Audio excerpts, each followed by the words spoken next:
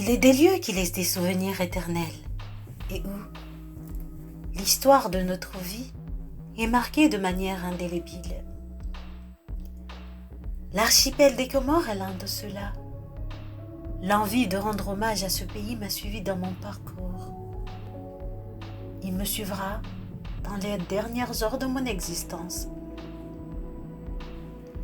J'avais 8 ans lorsque pour la première fois, mon père m'a fait faire le tour de la Grande Comore.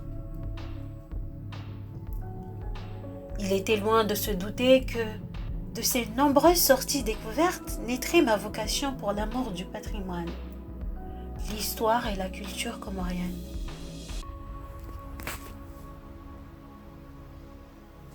Cet amour pour ce pays est ce qui a fait de moi la personne que je suis aujourd'hui. Une femme en quête perpétuelle de savoir, d'évolution intellectuelle et d'anthropologie culturelle. L'archipel des Comores possède un patrimoine culturel immense, reflétant l'identité de son territoire. Un patrimoine riche et diversifié qui s'enracine dans l'histoire, les sites historiques, la culture, les traditions qui sont toujours d'actualité et les ressources naturelles reliant l'archipel à son passé.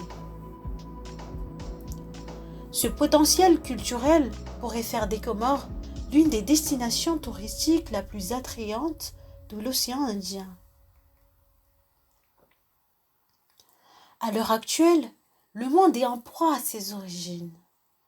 Pour mieux comprendre le système présent et appréhender l'avenir, la conservation et la valorisation du patrimoine culturel est devenue indispensable. Elle repose essentiellement sur l'intérêt qu'on lui accorde et sa bonne transmission aux générations futures. Le patrimoine culturel comorien a plein d'histoires à raconter aux jeunes. Malheureusement, nous n'avons pas tous grandi dans la logique de s'intéresser de près au patrimoine. Pourtant, en l'approchant d'un jeune public à travers des actions de médiation, permettrait de rendre accessibles les richesses de ce patrimoine aux jeunes qui sont souvent d'excellents ambassadeurs auprès de leurs parents. En ce qui me concerne, je vais essayer par le biais d'IRTI d'apporter une contribution non définitive mais néanmoins solide à la connaissance du patrimoine culturel des Comores et donc espérer à sa conservation et sa valorisation. Ici, c'est avant tout l'enfant du pays qui parle. La jeune femme que je suis, qui croit en la nécessité de constituer un patrimoine écrit pour demain, avec la volonté de laisser des traces dans l'héritage des générations futures. Pour ce premier épisode sur la chaîne, redécouvrons ensemble un lieu, une histoire, une légende nationale. Redécouvrons tout simplement la légende du Yamawi.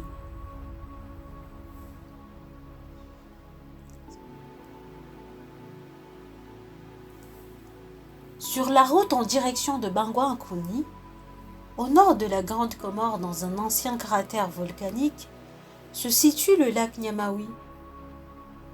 Ce lac salé qui, selon la tradition orale, pourrait permettre de guérir certaines maladies de la peau grâce à ses eaux, arbore plusieurs mystères et légendes qu'il est intéressant de connaître. Toutes sortes de plantes poussent autour de ce grand lac vert. Mais alors, que raconte la légende ?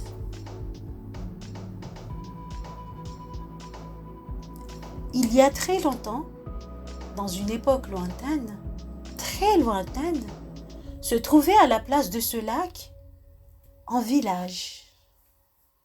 On raconte que les villageois n'aimaient pas l'hospitalité. Ils incarnaient l'avarice, la gourmandise, la paresse, l'orgueil, la luxure, l'envie et la colère. Une nue, en va nu-pied assoiffée, décida de demander de l'aide à ses villageois. Il s'arrêta devant la première maison sur sa route et demanda de l'eau pour se rafraîchir. Il essuya un refus catégorique. Il s'en alla et demanda encore de l'eau à la seconde maison sur sa route. Il essuya un autre refus encore plus violent qui ne fut sans doute pas le dernier. Sa troisième tentative fut la plus humiliante. En plus du refus, la femme qui le recevait jeta de l'eau sale sur sa tête en hurlant. « Déguerpis d'ici, sinon mon mari viendra te découper en petits morceaux. » Il fut le tour du village, mais aucun des villageois n'accepte de lui donner un peu d'eau pour se rafraîchir. Alors qu'il était sur le point de quitter les lieux, il entendit une voix qui fredonnait une berceuse. En suivant la voix, il aperçut une maison éclairée par une lumière tremblante et décida de s'approcher pour demander de l'aide.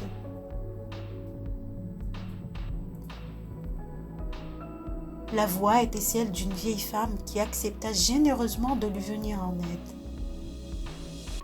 Elle lui offrit un repas chaud, à boire, un feu pour se tenir au chaud.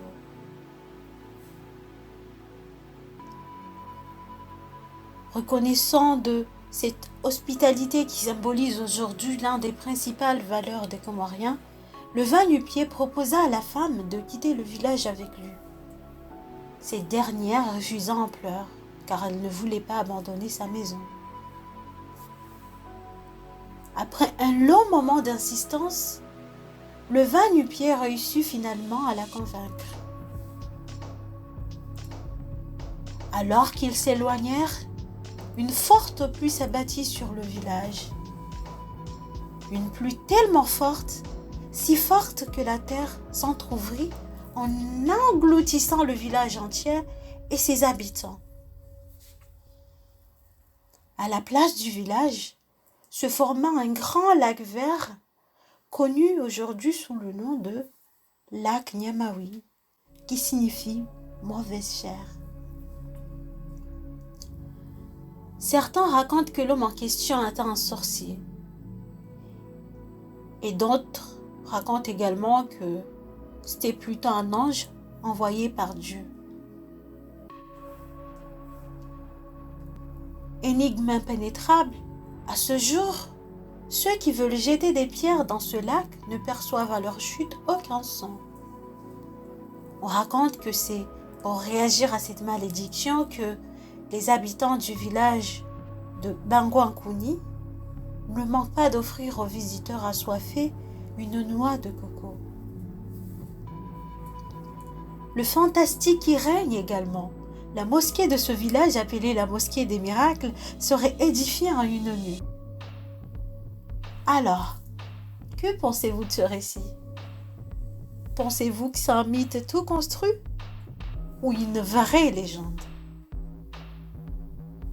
Pour ma part, je dirais que c'est une légende évoluée en mythe. Une légende parce qu'avec du recul, on pourrait avoir une signification scientifique des faits. Nous savons par exemple que le lac se situe dans un cratère volcanique. Et ceux qui s'y connaissent un peu en géologie savent que les cratères volcaniques se forment au cours d'une éruption volcanique selon différentes manières. Ces cratères peuvent se remplir d'eau et former ensuite des lacs qui sont en général très très profonds.